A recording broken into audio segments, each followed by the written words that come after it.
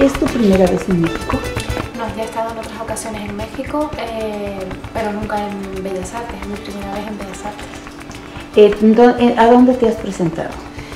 He estado en el Teatro de la Ciudad, en la Sala Covarrubias, en el Lunario también, en el Auditorio.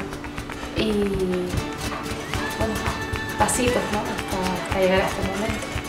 ¿Cuándo empezaste a bailar flamenco? Pues empecé con clásico español en las Islas Canarias, yo soy canaria. Luego ya me marcho a Madrid para acercarme al flamenco, que era lo que verdaderamente yo quería, estudiar flamenco y bailar flamenco.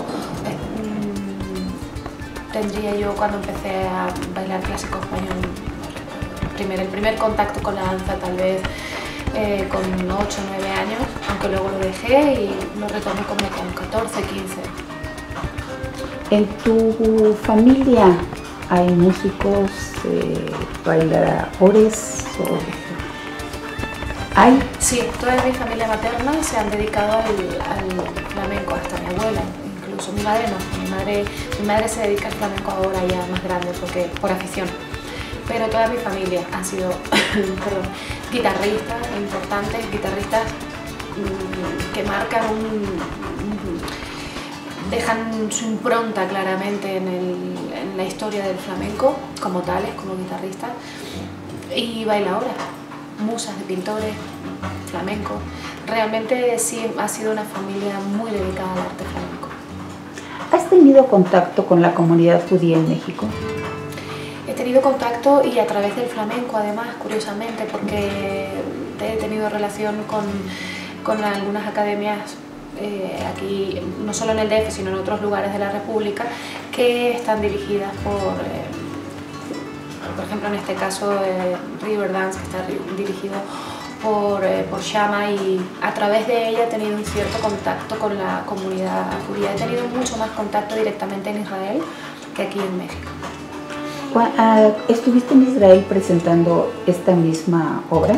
Todavía no hemos podido estar allí con esta obra. Lo he intentado y no ha podido ser. Todavía no han abierto sus puertas al encierro de Ana Frank. Creo que todavía despierta un cierto escepticismo que la pieza venga del flamenco. Es como Ana Frank y flamenco, algo que todavía no podemos relacionar de una forma natural y que nos parezca natural. Entonces, todavía no he tenido la suerte, pero yo casi cada año viajo a Israel. De hecho, ahora estuve allí hace poquito, en Eilat, hace unos días. Sí. Platícame cómo fue tu encuentro con Ana Frank. Mi encuentro con el diario es desde muy niña. Mi encuentro con el diario, de verdad, es fatal para las fechas, y además no creí nunca que tendría que recordarlo como un momento tan especial en mi vida. Pero sí, siendo niña tuve contacto con el diario, lo leí, nunca lo leí seguido así como un libro que se lee de principio a fin, sino como que iba leyendo sus días en mis días, de alguna forma, ¿no? En aquel momento no reflexioné sobre el personaje de la manera que lo he hecho luego con la edad, pues por la edad y porque tampoco estaba viviendo el personaje desde otra niña que era yo en aquel instante. Yo siempre he escrito diarios, entonces me encantaba escribir también mi diario y me relacionaba un poco, ¿no?, con esa forma de tener un amigo o una amiga que no conoce a nadie, de alguna manera, ¿no? Y ya bueno, luego, por supuesto me afectaba y me conmovía y me emocionaba mucho todo lo que tenía que ver con ese periodo de la historia. Siempre me ha sobrecogido, siempre me ha marcado y mucho. De alguna forma estoy sensibilizada hacia todo eso de una forma muy especial. Y la decisión la tomo cuando estoy en México en el año 2006 y veo una obra de la maestra Gladiola Orozco en escena, fantástica, sobre el diario de Ana Frank, que es una obra en danza contemporánea, además interpretada por Jessica Sandoval de una manera magistral. Y entonces, con la piel chinita todavía digo, claro, ¿por qué no lo hice antes? O sea, quiero esta es mi forma de rezar por todo esto. Y entabló toda la relación con la maestra para hacer unos primeros 16 minutos de Ana Frank. Esos 16 minutos se conservan, están integrados hoy en una obra de 75 minutos, en un guión que desarrollé a través de los años, desde 2006 hasta 2012, que retomo la obra. En esos años he ido acumulando no solo experiencias profesionales, sino experiencias, situaciones en la vida, ausencias, alegrías también, y bueno, creo que por todas las situaciones por las que vamos pasando en la vida, ¿no? Todo eso me ha servido para ir indagando cada vez más dentro de mí y buscando, leyendo entre líneas todo lo que yo creo que Ana Frank pudo llegar a sentir en ese encierro. Redescubro un personaje maravilloso, lleno de valentía, con un espíritu de vida irrefrenable, con un espíritu de vida que no entendía de muros, ni entendía de razas, ni entendía de nada, solamente entendía de vida. Y ese personaje me fascina todavía más. En mi obra actualmente son 7 músicos en escena, María Juncal interpretando el papel de Ana Frank. La música es absolutamente original para esta pieza, está compuesta por Basilio García. Y yo creo que tanto él como yo nos hemos estrujado el alma para todo lo que sucede en el escenario, de parte de la música y de parte de toda la danza y lo que quiero expresar con ella. Mi lenguaje es el flamenco, todo abreva de ahí, del flamenco, y aunque está basada en la obra original de la maestra Gladiola Orozco, que como repito es estupenda, tiene un lenguaje absolutamente diferente, porque yo soy una bailadora flamenca. Entonces, bueno, hacemos un punto de conexión claro entre el horror y el grito de libertad que también exhalan los gitanos, el pueblo gitano en su terrible angustia también. Y creo que eso nos ha ayudado mucho a poder contar esta historia, porque en el cante, en el toque, en el baile, en todo lo que tiene que ver con el flamenco, existe ese clamor también, esa palabra que tanto utilizan los gitanos, que es la libertad. O sea, yo puedo estar aquí encerrado, puedo estar reprimido, me puedes tener puesto un yugo, pero con mi cante, con mi baile y con mi toque yo soy libre.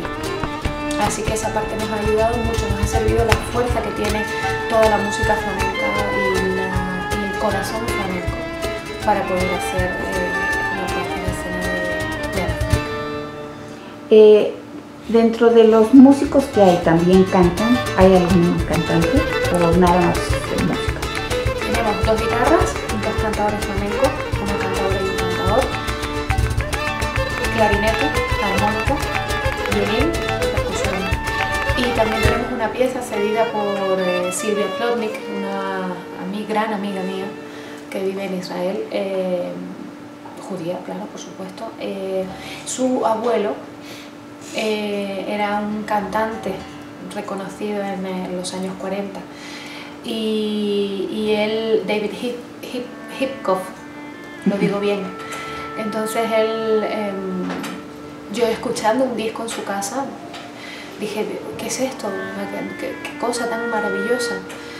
Y me dijo, tómalo, escúchalo. Yo todavía me faltaba una pieza para Ana y estaba buscando, indagando, pero ya quería que fuera de otra fuente, ¿no?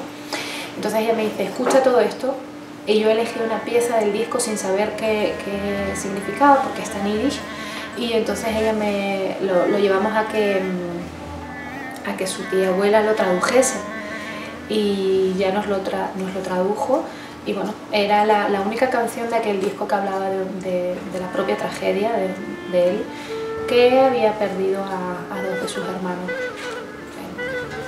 en distintas circunstancias terribles, ¿no?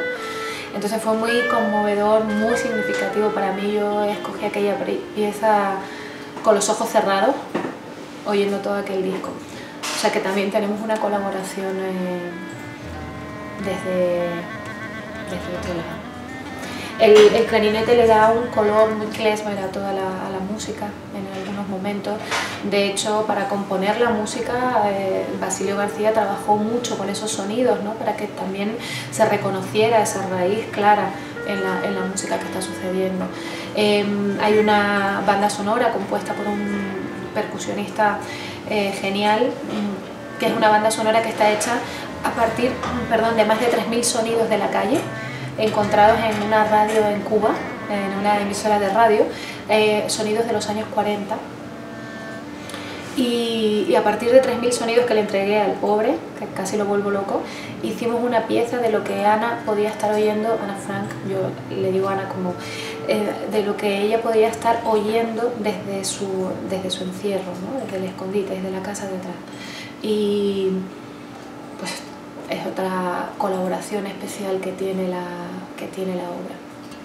Las guitarras son el hilo conductor. Muy bien. ¿Esta es la primera vez que presentas esta obra? ¿O ya la has presentado? Es la primera vez que la vamos a presentar en México, en América Latina. La obra se presentó en Europa. Se estrenó de hecho en Holanda, que era un poco la prueba de fuego para la obra. Yo quería estrenarla o en Holanda o en Israel. Y finalmente se dio Holanda. Entonces fue muy significativo para mí la respuesta que obtuvimos allí del público, no solo del público, sino de la crítica y de los programadores. Fue muy bonito ver y muy sintomático ver cómo de ese escepticismo del que hablábamos al principio, ese escepticismo se transformaba en otra cosa maravillosa y bueno, que realmente me tranquilizó el corazón mucho. Y yo quisiera que dirigieras algunas palabras para nuestros lectores. Bueno, El encierro de Ana Frank es una obra que está dedicada a los inocentes, que por desgracia es absolutamente vigente cada segundo del día, porque los inocentes están en cada esquina y lo son por diferentes circunstancias de la vida. Son víctimas anónimas en un porcentaje escandaloso, ¿no? Y por ellos y para ellos hacemos el encierro de Ana Frank. Una voz que suena contundente, que suena alto y que habla de vida, que aún en el encierro habla de libertad y que aún en el encierro habla de sobrevivir. Y yo creo que es un símbolo hermoso para que lo tengamos como un referente. Entonces, por y para los inocentes, el encierro de Ana Frank. Bueno, les esperamos el próximo 26 de febrero a las 8 en el Palacio de Bellas Artes, y de lo poquito que he aprendido, Shalom, Leitraut, y para todos los demás, allí les esperamos.